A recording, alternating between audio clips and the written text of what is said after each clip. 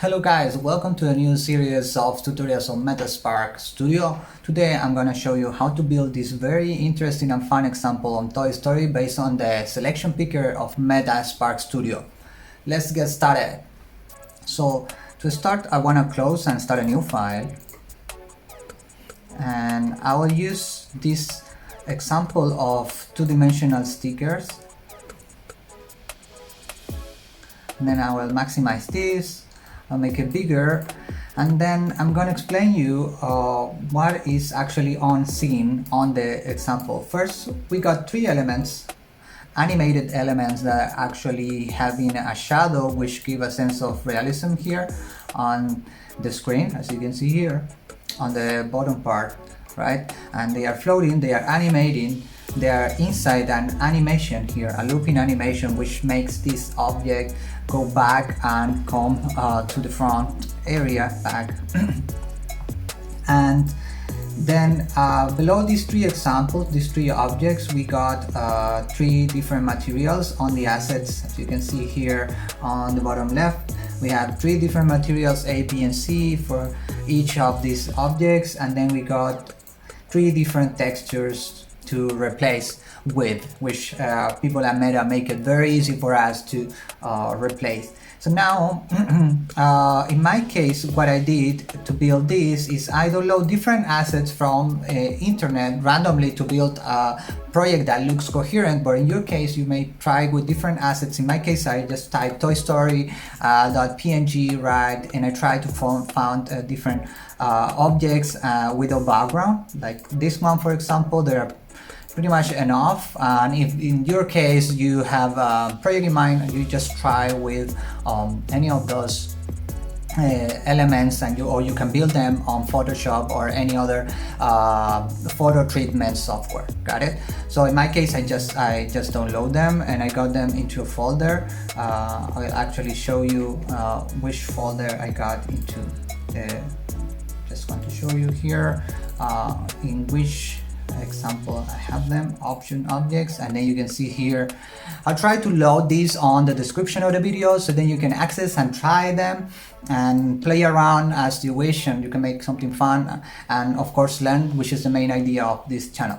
So now as you can see, I got four assets, four clean PNG files as a good designer, and then I will use the option of click right on each of these textures, and I will, as it says here, replace. So I will try to replace these objects. The first one I will replace is probably Goody, and the second one I'm going to replace is the Jessie, which is my favorite, and then I will go to replace here Buzz Lightyear. Got it? Now, as you can see, the proportion of these objects is actually very different as they are. So we'll probably adjust them. We'll start with Goody, and now where to adjust the proportion or the size of this is actually on the object on a scene, not on the texture and the material, right? So I can go here on the scene, and in the A design, in the A option, I'll go to the scale, and maybe I will change the height of Goody, or maybe 6.5 or something like that. It will make it better, I guess. But something that I'm observing here is that the shadow actually is crossing the element. So I will pause the simulation here, and I will make my Goody going a little bit upwards. So then I'll press here, and I'll try to check that it's actually floating, which is the desired effect to give this sense of realism.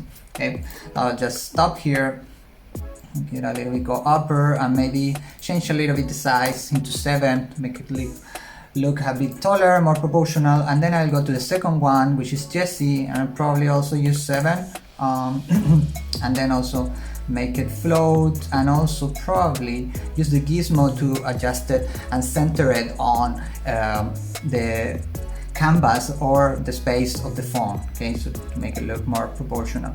Got it? Now I will press play again and see if it's actually crossing onto the line of a shadow.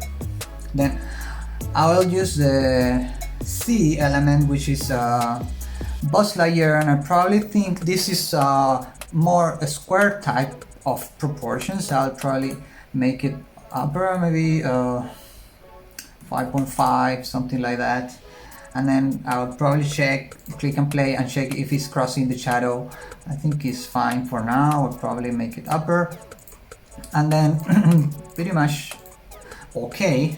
Now what I will do is I will go to the manipulator null here on this side, and I'm gonna add an object. I will do right click or control click if you are in MacBook, and then I'll probably add a canvas.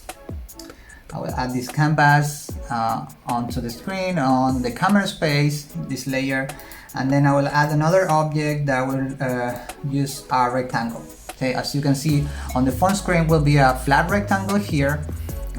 Maybe I will adjust to the full width and maybe give it to 150 or something, and then I will probably create a new material. I'll go to rectangle here, and I will click in the right side here on the plus. I'll create new material, and this material is called material 0. I will rename it and I'll call it Toy Story logo. There you go.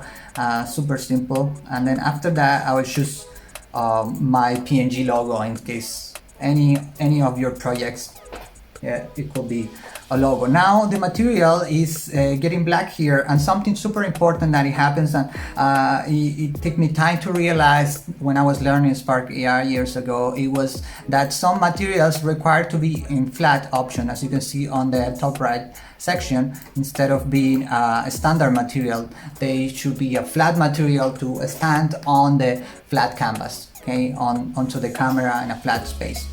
Well, also wanted to adjust the size, because I think for mobile it's still too big, so I'll probably do a 0.6 of the size of this logo, maybe 0.7, and then I will click play, and then I will try to simulate my clicks to see if any of these objects actually crossing, and there you go, looking sharp, looking neat.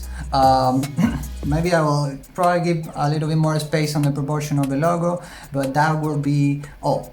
So I hope this was useful for you. Thank you for watching, and see you next time.